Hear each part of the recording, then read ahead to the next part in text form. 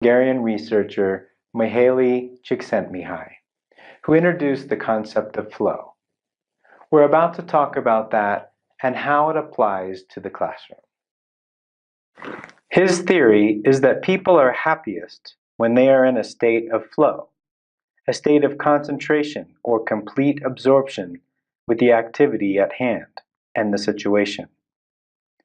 It's a state in which people are so involved in an activity that nothing else seems to matter. This graph shows the various states of mind when you have various levels of skill matched with various levels of challenge. If you're working on a task that has a low challenge level and a low skill level, then you will experience relaxation. However, on the opposite side of the graph, if you have low skill level and you're working on a highly challenging activity, then you will experience anxiety. The optimal state is flow. You will need to have a high level of skill and a high level of challenge to reach this state. The question becomes, how do we create this state of flow in our students in the classroom? We're now going to discuss ways to increase levels of flow in your classroom. There are some specific strategies that teachers can use to create flow. All of the strategies coincide with the philosophy of a student-centered classroom. So if you already have a student-centered classroom rather than a teacher-centered one, then you will already be doing some of these techniques. Number 1, provide challenging activities, but not too challenging. It's important for you to know your students well enough to know their relative skill levels in reading, writing, math, and their strengths. This way, you can match the activity with their strengths. 2, make assignments relevant to the students' lives, not to the teachers. If students see no relevance to their lesson, they will quickly disengage. Therefore, it is important to make sure students take some time to reflect on why a new skill is important to their lives. 3, encourage choice. Different students have different strengths and learning styles. Providing choice for students gives them the opportunity to match their strengths with the desired outcome.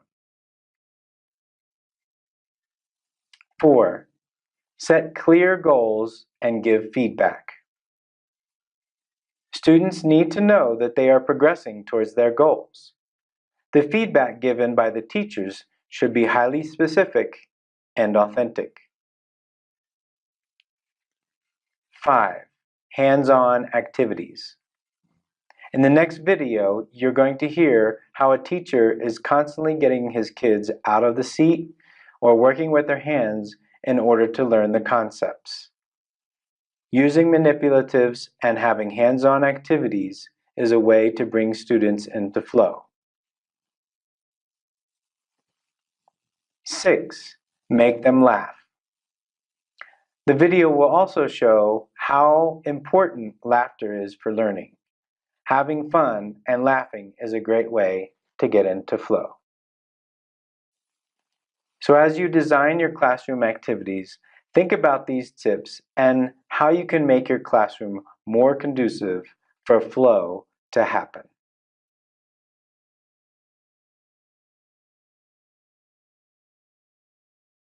I just try and figure out ways in advance most of the time, but if things are happening in the class where I notice things are slowing down, the tension's starting to drop, I just try and figure out things that I can do to grab their attention. Like, for example, we were talking about volume and they weren't quite getting some of the concepts of volume, and so I filled up this giant jug full of water and went to the back and got some volunteers to come with me, and we were talking about the space that the volume consumes, and so we were pouring it in. I intentionally poured way more water than we needed into smaller containers, and the kids were holding the water, all going down their arms, and they all thought it was hilarious, you know, and so they're captivated and they all knew that they're each going to get a chance. They're all waiting on the edge of their seats trying to get involved. They're laughing at each other, and they're getting the idea that it's like the volume is the space that's being filled in, right? It's not something like our area surface. And so that worked really well. Things like we were focusing on the remainder and division, and they didn't quite get it. And so I asked for 7 volunteers to go up, and so the 7 went up. And I asked some students to divide them into groups of 2. And so we had 3 groups of 2. They chose which students to go into the groups. And then there's one kid behind. It was a student named Alejandro. And then he looked confused and he felt left out. And I was like, what is that? What's happening there? And they're like, who, what is that? And they're like, that's Alejandro. I'm like, that's right, that's Alejandro. Alejandro is the remainder.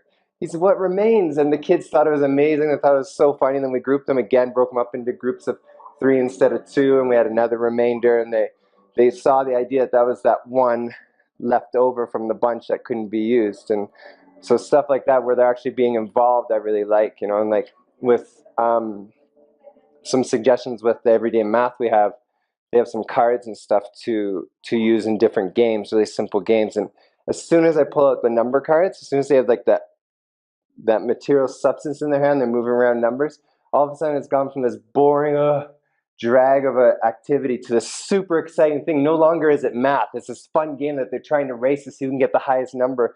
But they're doing principally the exact same thing, right? Mm-hmm. And so I'm always trying to make things as hands-on as I can and as 3D as I can so that they're touching things, they're being involved, like they're actually the participant of the activity. So I kind of want to move myself further and further back from it, where I'm more of the observer orchestrating what's happening and they're the one actually doing it, you know, so they're actually part of their own learning process and teaching process. Well, it sounds like a lot of fun, and it sounds very experiential, and it sounds like they can easily relate to these activities, and it gets them totally focused into the moment.